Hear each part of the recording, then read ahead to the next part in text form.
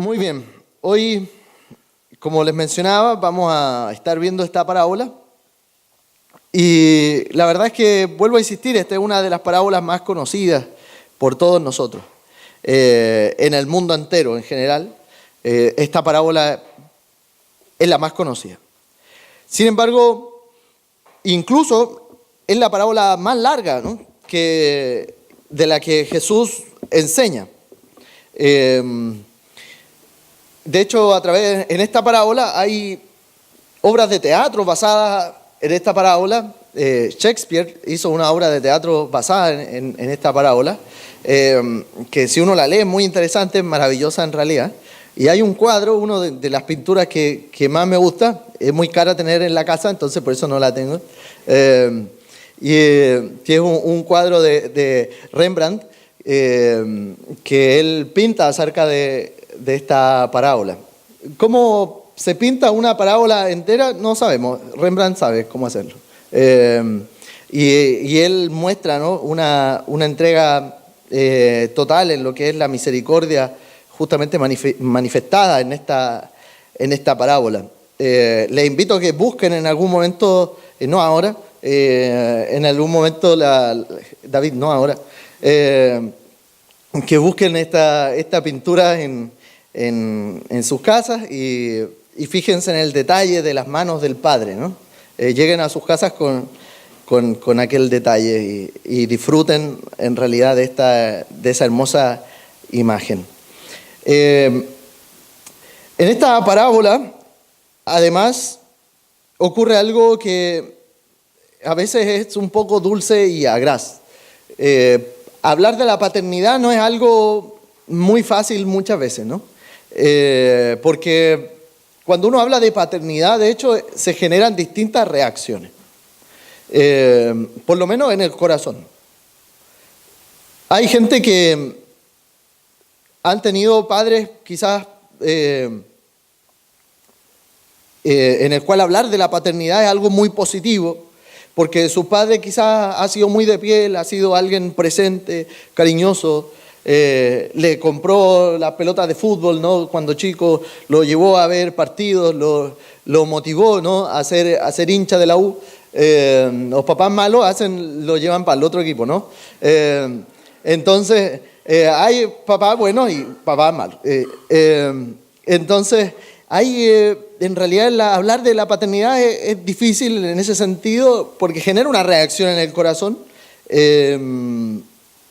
Para otros, hablar y escuchar acerca de la paternidad trae malos recuerdos, con padres ausentes, por ejemplo, con padres abusivos, papás violentos, muchas veces padres codiciosos, controladores, negligentes, egoístas, irresponsables, dominantes. Y eso genera, para muchos, pensar en la paternidad, eso genera mucho dolor.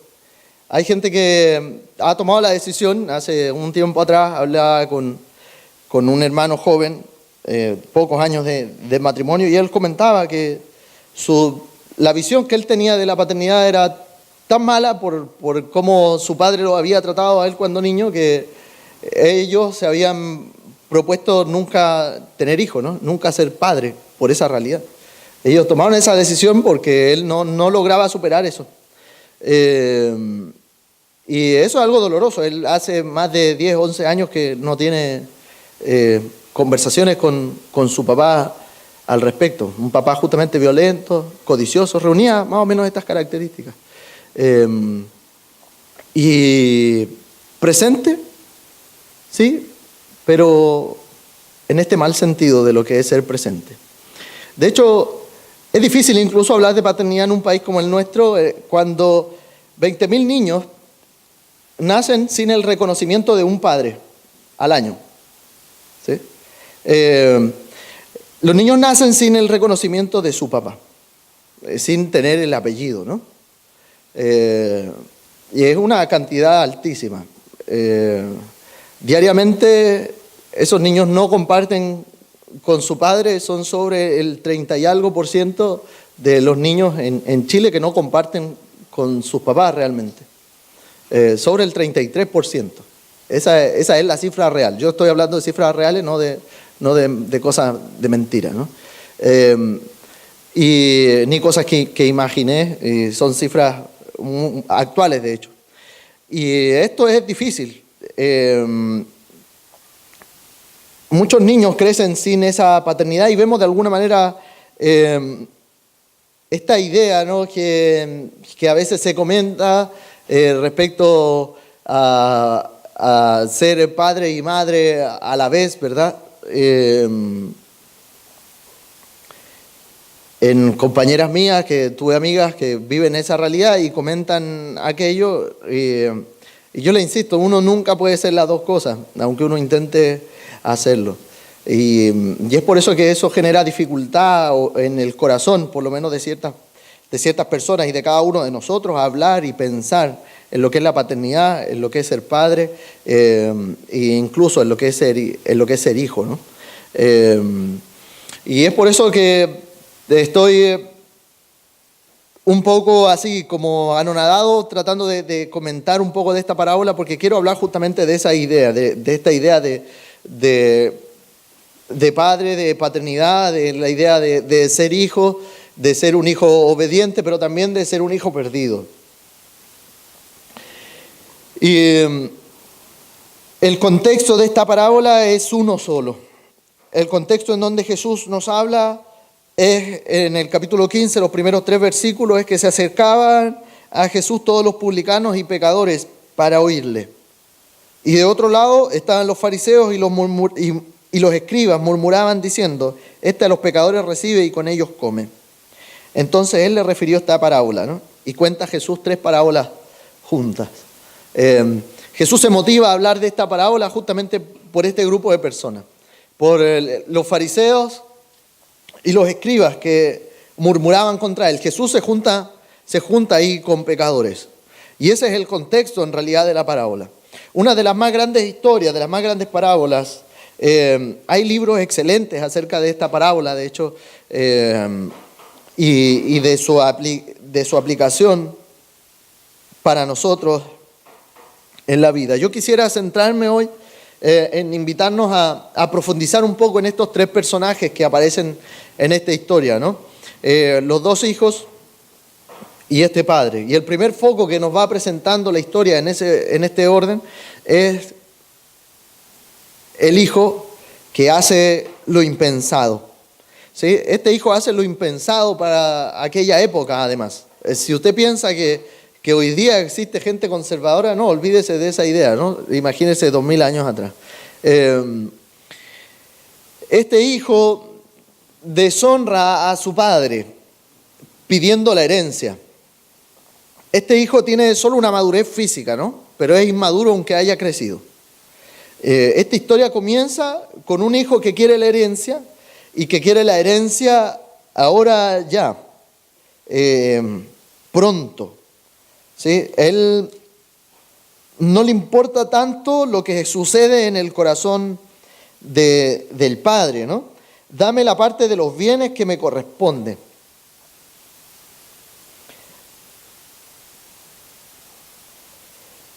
Y les repartió el padre los bienes.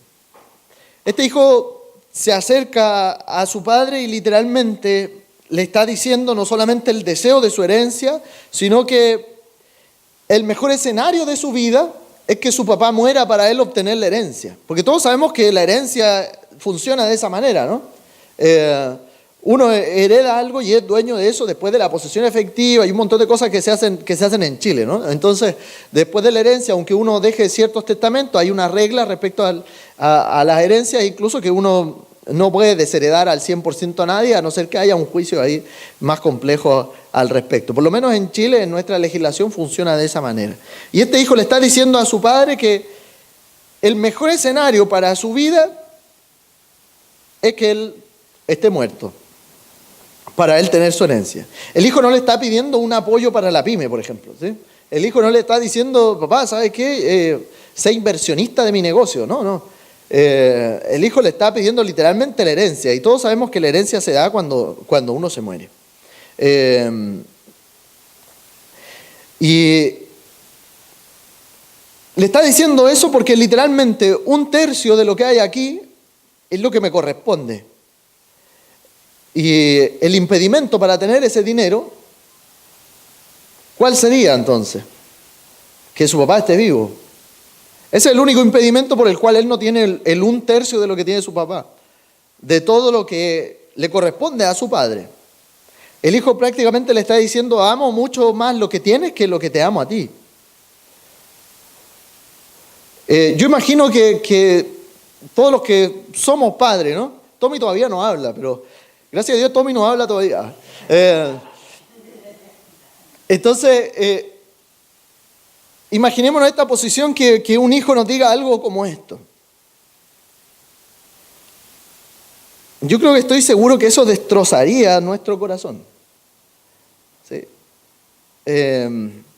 A cualquier padre nos destruiría que nuestro hijo simplemente nos dijera: papá, ¿sabes qué? Necesito la herencia.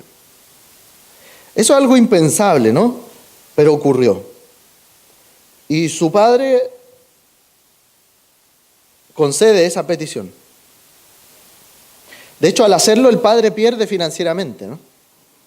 Porque para juntar ese 1/3, el padre sí o sí tuvo que vender cosas. No era simplemente que él tenía el dinero ahí en el colchón, ¿no? En ese tiempo, en realidad, los bienes y el tema del dinero, no se manejaba tanto dinero así en efectivo, pero sí las cosas se calculaban a través de los bienes que uno tenía en animales, en el terreno agrícola que uno poseía, ¿no? En ese tipo de cosas. Así que el papá lo que hizo fue vender cosas, y probablemente venderla a un muy bajo precio. O sea, su hijo quiere las cosas ahora ya. Y como todos nosotros sabemos cómo se venden las cosas rápido, ¿no?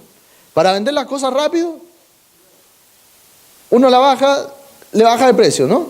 Y más encima, cuando uno le baja el precio y uno lo sube ahí al Yapo, al Facebook Marketplace, te dice: el último precio. Y ese es el último precio. Y uno está dejando las cosas ahí sumamente baratas. Eso es lo que pasa con su padre. Él baja, obviamente financieramente, esto deja a su padre no en un muy buen estado, ¿no? Y no hay manera de vender cosas rápido que no sea a un bajo precio. Esto tiene muchas complicaciones. Imaginémonos, si bien es cierto el texto no nos dice nada acerca de su madre, pero imaginémonos que estaba su madre viva aún. ¿Qué pasa si ellos se enfermaban, por ejemplo? Ellos ya tenían 1/3 menos del dinero de lo que había en general. Pero al hijo no le importa eso. ¿Saben por qué no le importa? Porque el hijo, cuando recibe el dinero, simplemente da la espalda y se va. Aquí no hay un beso acongojado, no hay una tristeza de su hijo: padre, ¿sabe qué? Me voy lejos, me voy a vivir porque quiero tomar nuevos rumbos, así que me voy a vivir a otra ciudad, a otro país. Voy a armar mi pyme acá y voy a tirar para arriba porque soy un emprendedor. No le dice a papá: dame consejo, papá, ¿cómo administro esto? No, el tipo simplemente recibe su dinero y se va. Le da la espalda a su padre simplemente y se aleja, ¿no? Yo me imagino esta realidad: él caminando, dándole la espalda a su padre, y su padre a lo mejor esperando que su hijo se dé vuelta simplemente para hacer un chao, ¿no? Y eso no existe. Eso no existe en esta historia. Él da la espalda y simplemente parte. Él no entiende ciertas cosas respecto al ahorro, respecto a la inversión, respecto a las finanzas. Este tipo llegó, simplemente se fue de la casa de su padre y lo primero que hizo, se compró un auto nuevo, compró bebidas caras, fue a la botillería más cara, iba al supermercado más caro a comprar, tomaba los paquetes de vacaciones más caros, no aprovechaba los 2x, simplemente él partía. Él compraba juguetes, cosas que no importaban, lo gastaba en mujeres, en prostitutas, etc.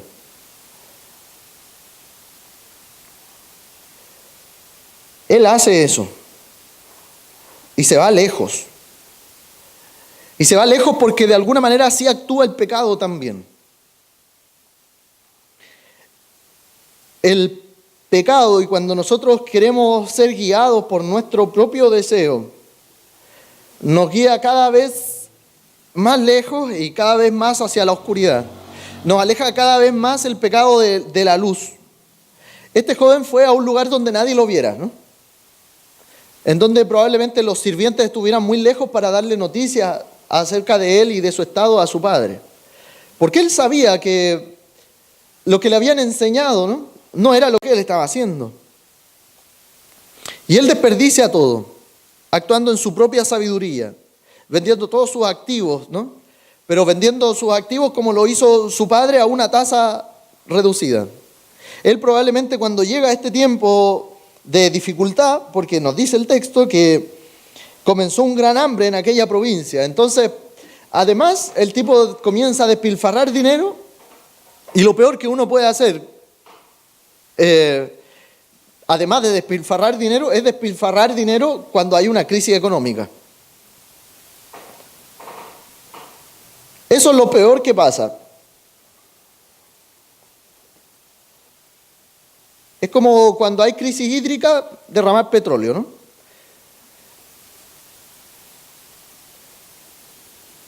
Él, entonces, en este mal tiempo de hambre, de escasez general, tuvo que empezar probablemente a hacer lo mismo que hizo su padre, a vender las cosas que le quedaban para poder sobrevivir a un precio muy bajo. Probablemente se hizo muy conocido en las casas de empeño, ¿no? Devolviendo cosas, llevando el Play 4 ahí. La ropa de marca, ¿no? Lo están echando del condominio por no pagar los gastos comunes. Y lo peor es que este joven tampoco tiene un currículum decente. Porque no tiene experiencia, porque ha vivido del despilfarro, porque es conocido por ser carretero, por ser irresponsable, ¿no? Durante toda su vida, así que su currículum, digamos, además, es malísimo.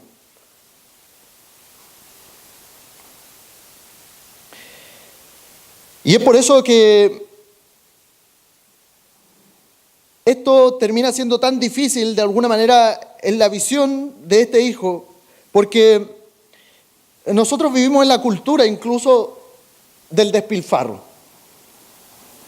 Nosotros botamos basura todos los días, una bolsa de basura que no es tan chica, ¿no?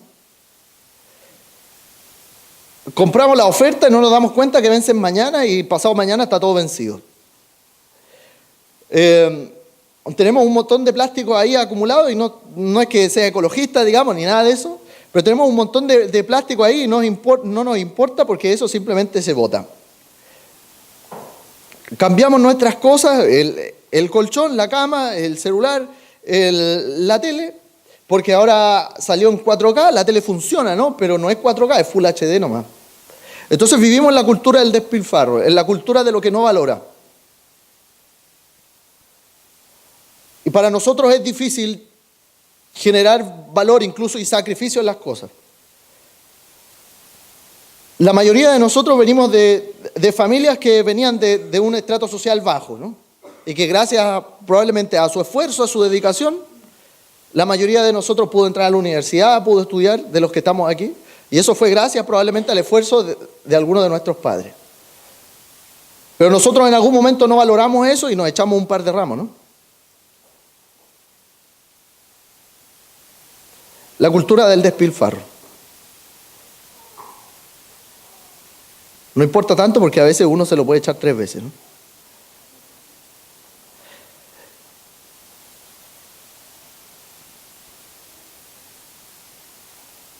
Y si uno es buena onda puede elevar una carta y te dan la cuarta.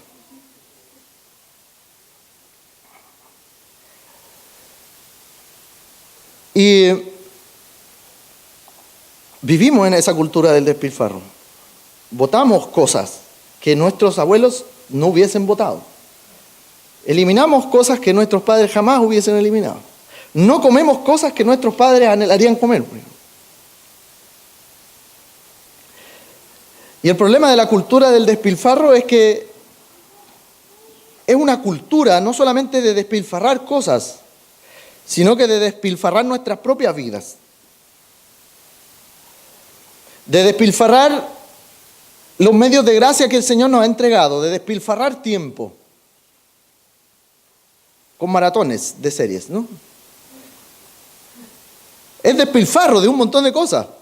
No es solo de un elemento, ni de situaciones, ni de cosas que uno compra. No, es despilfarro cultural, es despilfarro de vidas. ¿Cuántos de nosotros hemos desperdiciado los regalos del Señor? Los dones que el Señor nos ha dado. Nuestra vida devocional y de conocimiento en la palabra, ¿no? ¿Cuántos de nosotros hemos despilfarrado los tiempos de oración? ¿Cuántos de nosotros hemos despilfarrado esa riqueza? Y la mayor riqueza, ¿cuántos de nosotros hemos despilfarrado, ¿no? En nuestro pecado, buscando nuestros sueños y nuestras aspiraciones, despilfarrando y desvalorizando la entrega de Jesús por nosotros. Tenemos que tener ojo, no somos tan distintos en eso.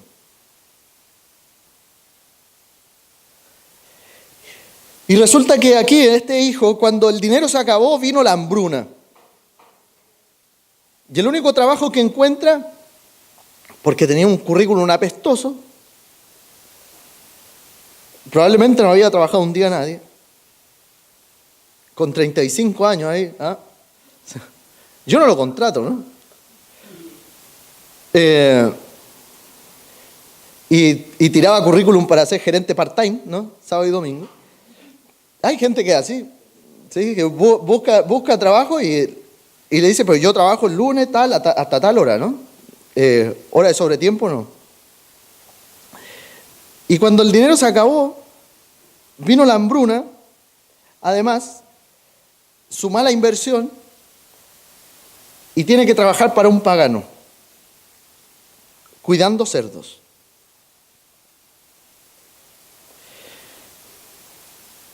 Él, en un país lejano,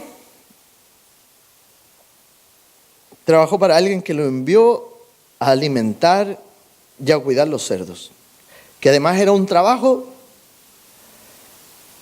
entre comillas, muy simple, que generalmente cuando venía un niño, adolescente prácticamente, que uno le dice a los niños chicos, ¿no? O el niño, yo cuando era chico, yo le decía a mi abuelo, abuelito, yo le lavo el auto, usted me da 1.000 pesos, ¿no? Pero yo no veía a mis primos grandes decirle al abuelo, no, ellos estaban en la universidad, yo era chico, estaba en el colegio y para mí 1.000 pesos está en la gloria, ¿no? Además, cuando los chocolates valían 10 pesos, hoy día son 3 en 100, así que no vale la pena. Y era un trabajo que más o menos se le daba así a los niños, a adolescentes, en esa situación. Ya tú cuidas los cerdos hoy día y yo te doy tanto. Hacía algo casi minúsculo, ¿no? Y este joven además es judío, un animal prohibido y tiene que alimentar a los cerdos. Y y como es su trabajo estable, tiene que vivir con ellos. Siendo judío eso era terrible, animal inmundo. Comer lo que el cerdo comía, ¿no? Lo que el cerdo dejaba. Y los que conocemos los cerdos, sabemos que los cerdos no dejan mucho. Queriendo comer la comida de los cerdos para no morir de hambre. Y nadie puede hacer nada por él porque la última vez que él recibió un regalo fue el regalo de su papá. Y el versículo 17 es crucial. Y volviendo en sí dijo, ¿cuántos jornaleros en la casa de mi padre tienen abundancia de pan y yo aquí perezco de hambre? En el siglo XVIII, en Norteamérica, en Inglaterra ocurre un asunto que nosotros le llamamos avivamiento, pero que oficialmente se conoce como el Gran Despertar. Mucha gente conoció al Señor, muchos se convirtieron, hubo mucha ayuda hacia los desvalidos, hubo una crisis económica también en aquel momento. Y no se llama el gran avivamiento, ¿no? Sino que se llama el gran despertar, porque la gente fue despertada de su vida inconsciente y de su pecado. Y ellos comenzaron a darse cuenta que estaban pereciendo. Ocurre eso. El Hijo despertó. El Hijo volvió en sí. Y aquí tengo que decir que nadie despierta por sí solo. Nadie despierta porque quiso despertar. Sino que Él despierta porque Dios está remeciendo ahí su vida.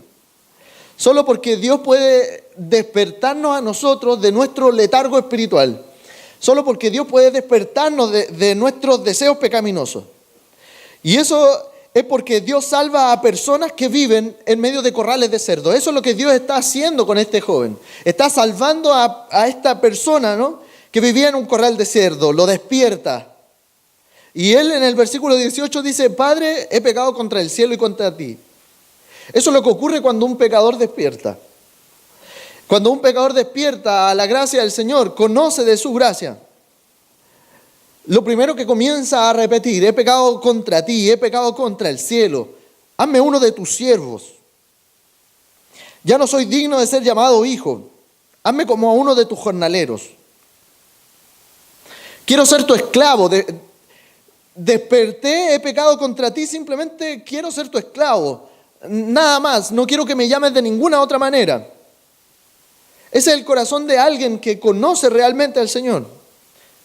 El que despierta dice: no te pido que me llames hijo, simplemente trátame como un esclavo, trátame como un sirviente, trátame como un empleado.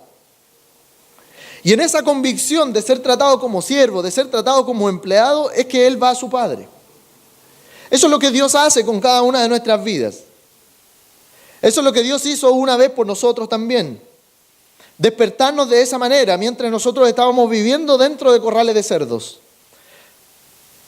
Pensando que podíamos comer y vivir una buena vida.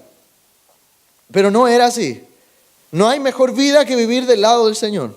No hay mejor vida que vivir en el propósito y en el camino de Él. Y cuando despertamos de eso, y Dios nos despertó de aquello, nosotros decimos justamente eso: he pecado contra el cielo, he pecado contra ti. Simplemente yo quiero ser tu siervo, no quiero ser reconocido, alguien de importancia, simplemente quiero servirte. Y así volvemos a la casa del Padre. Pero la historia cambia de foco y su foco ahora es respecto al Padre. El Padre es una persona increíble. Muchas veces, pero hay cosas que hay que mencionar respecto a la paternidad. Muchas veces los padres cosechan lo que siembran también. Muchas veces es nuestra paternidad, nuestra forma de ser padre, la que prepara a nuestros hijos para un patrón de pecado y un patrón incluso de muerte.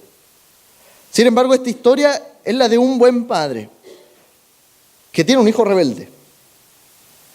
Aquí no hay razón para que su hijo odie a su padre y desee su muerte. De hecho, él es un padre trabajador, inteligente, que cuida lo que el Señor le entrega para administrar. Él invirtió, él ahorró y gastó, pero él supo cómo ganar incluso dinero. De hecho, el libro de Proverbios nos dice: un hombre sabio deja herencia para los hijos de sus hijos. Proverbios 13:22. Porque un padre sabio piensa en la familia extendida, en lo que la familia en su conjunto puede lograr. Y eso es muy interesante. Un hombre sabio deja herencia para los hijos de sus hijos.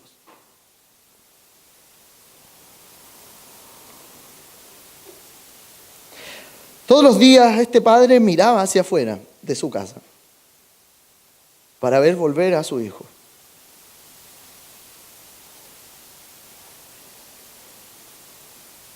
Dice el versículo 20 que levantándose vino a su padre, y aun cuando estaba de lejos lo vio su padre.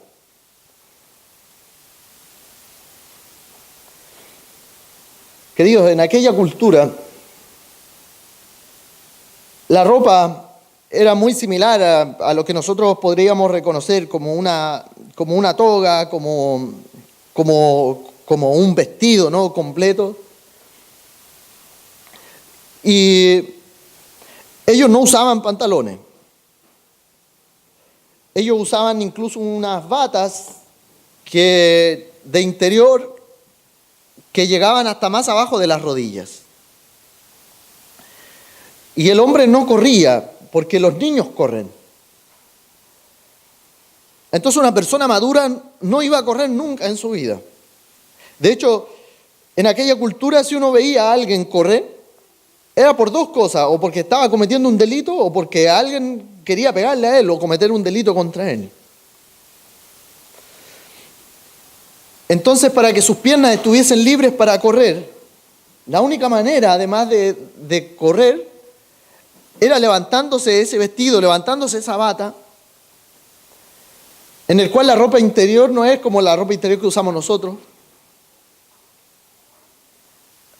Y además, eso podía avergonzar también, porque se puede mostrar más de lo que es debido. Porque vuelvo a insistir, la ropa era muy distinta a la que nosotros usamos.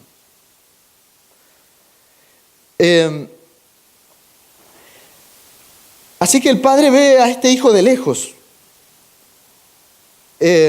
Hay algo familiar que él ve, pero él simplemente se tomó la bata, se levantó el cinto y corrió para abrazar a su hijo, para recibir a su hijo. Él pudo haber llegado donde su hijo, haberlo repudiado, haberlo rechazado. ¿Tú qué haces aquí en mi tierra otra vez? Él tenía el derecho, incluso aunque él fuera ese mayor de edad, él tenía el derecho para golpearlo, él tenía el derecho para retarlo, él tenía el derecho de dejarlo mal. De hecho, para el chico, para el joven, no era seguro volver a casa. Pero él ve que dentro de lo tan malo que hay, lo más seguro es volver a casa.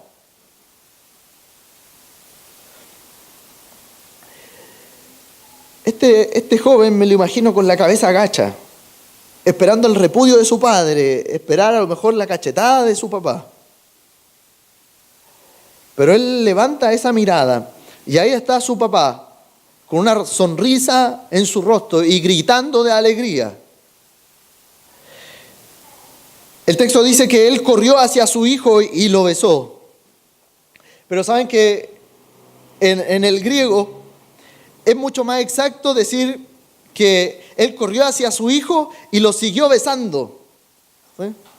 Con mucho tiempo ahí, con él, abrazado, contento, gritando de alegría. El padre tuvo compasión, no tuvo reprensión. Tuvo compasión, no tuvo enojo. Tuvo comprensión, tuvo amor expresado con el abrazo y con el beso de un padre alegre. Y el hijo dice: Padre, he pecado contra el cielo y contra ti, ya no soy digno de ser llamado tu hijo. El papá viene y dice: no quiero oír eso, no quiero oír eso. Traigan la mejor bata, traigan la mejor ropa, pongan un anillo en su mano, el anillo familiar, el sello, ¿no? El anillo de autoridad en aquella región. Pero ese anillo era muy importante también porque era el anillo de negocios. Eso era equivalente como ser parte de una cuenta corriente grande. El padre lo restituye de todo. A este hijo que despilfarró el dinero le está dando una cuenta corriente. Le está pasando la chequera con todos los cheques firmados. Tenemos que agregar a este hijo a la cuenta bancaria familiar.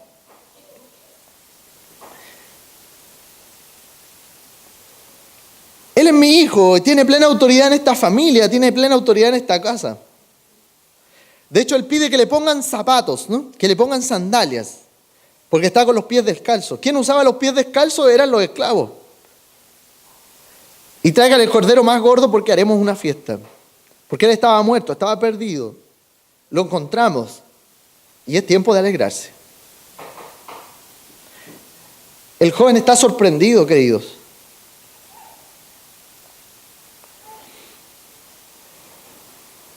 Si un hijo se rebelaba contra su padre, por lo muy pequeño que fuera, culturalmente la manera de restitución era que él debía llevarle un regalo, una especie de ofrenda de paz, ¿no?